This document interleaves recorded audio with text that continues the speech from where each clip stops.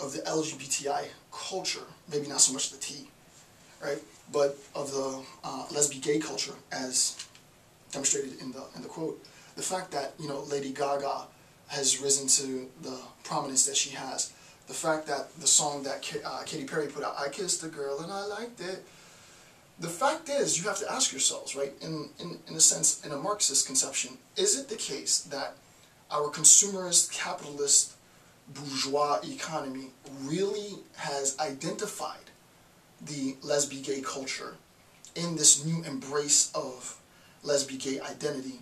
Or is it simply the case that capitalists are monopolizing and commodifying that identity for financial gain? And I would argue it's the latter, right? So the question that becomes is, do I have a sense of what queer identity is because I saw Lady Gaga kiss a girl?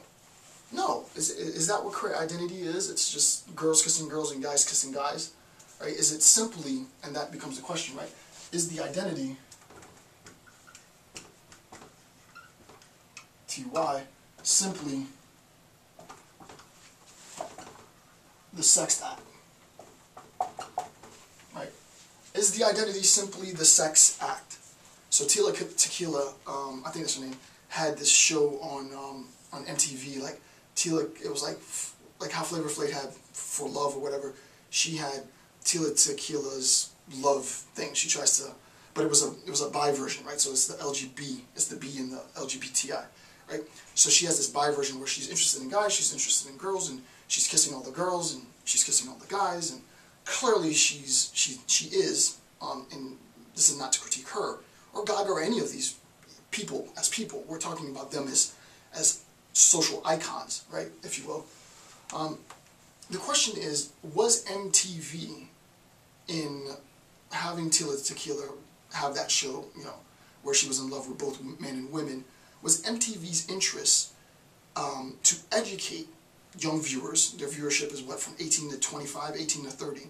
Was MTV's interest in proposing and promoting LGBTI issues, was it for identification of the culture, recognition of the culture? Was it an attempt to contribute to the identity of the culture, or was it simply to make financial gains? And it's I would argue, rather obvious, right? It's about money, right? So the fact that Lady Gaga is gay and she's self-professed gay, that's great, but what is Lady Gaga contributing? And I don't know what she is. She might be doing a lot. But what is she contributing to the positive identification and understanding of the LGBTI community other than kissing girls on television, right? Because it's far more than that, right? The question then becomes, is the identity simply the sex act? And any member, most members in the community would say, I don't want to generalize across the community, but most members from the community would say, no, it's not simply the fact that I have sex with other men. Or it's not simply the fact that I have sex with other women, right? My identity is more than that. That is a constituent element of my identity, but I am more than my sex act. And the problem with this consumerist society we live in, and I thought this quote was just perfect, it appears to be the specialty du jour for sale on commerce carts. That's just a perfect quote, right? And despite the fact that Scover said this in 2002, I think the claim holds true today, right? So we need to be able to validate, to recognize, to understand what the identity of queer is, whether it's LGBTI, whichever one of those letters in the acronym. And the point is, we cannot, I would argue, go about understanding the identity of individuals within the group or collectively as a group through this mainstream media attempt to have a recognition, because it's all sensationalized, right? It's all sensationalized in order to increase capital, right? So there's the worst place you can go to understand queer theory is MTV, right? that's the worst place you can go. All right, next point. Queer theory challenges the notion of a unique identity, right? It challenges the notion of a unique. Right? Queer theory challenges the notion of a unique identity, the politic of identity, by embracing the fluidity of individual identities, as evident in the acronym LGBTI. So, what happens with this idea of unique identity? I'll give you an example. In heterosexual normativity, and I'll just abbreviate it HN, in heterosexual normativity, my identity comes as a consequence, right? My identity as individual, my identity as individual, my recognition, and in this sense, to sort of borrow from Spivak, I mean recognition in sort of the Marxian class consciousness recognition, my recognition as politically connected, as organizationally connected, viable, not familially, right? So my recognition as individual comes as a consequence of conformity.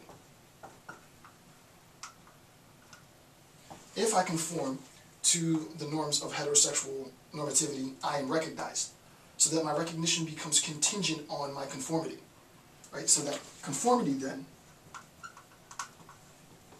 becomes a precondition, right? It becomes an antecedent for recognition. Okay, so just to go through that again, in talking about this idea of a unique identity, this unique identity under the current system, right, under the current system of heterosexual normativity, comes as a consequence of my conformity to heterosexual normativity. Again, heterosexual normativity is saying that as a man, I'm only allowed to have sex with women, and it's women of a particular type. Even that has constraints. If it's the case that I conform to the tenets of heterosexual normativity, then my identity is conferred as a consequence of my conformity. Now, however, if it's the case that I am a homosexual man, and I am attempting to identify myself, then what ends up happening for the homosexual man or the homosexual woman, what ends up happening is conferral cannot be granted.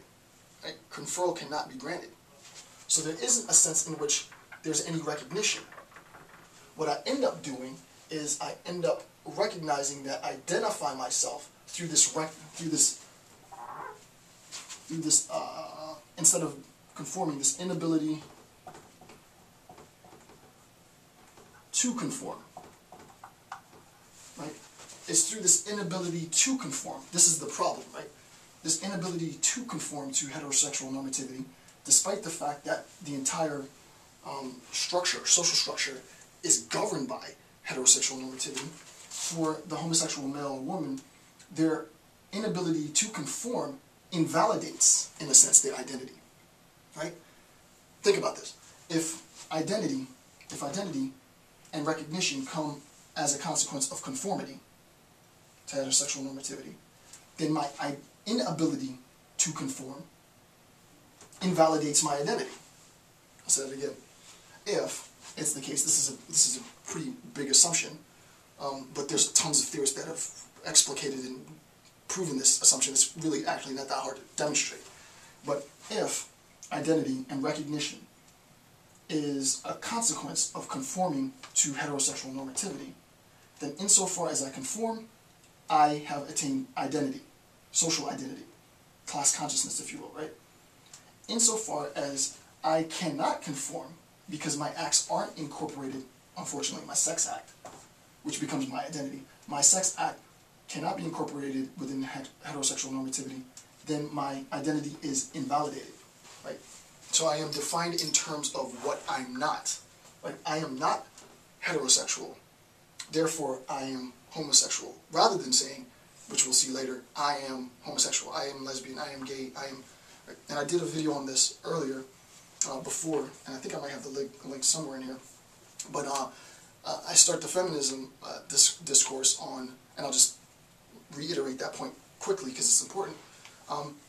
The attempt to identify what a woman is in terms of what she is not is ridiculous. You can't say a woman is not a man, therefore I understand what a woman is. It's like me trying to tell you, let's say the term C-O-Z-L-L-E-R-O-B,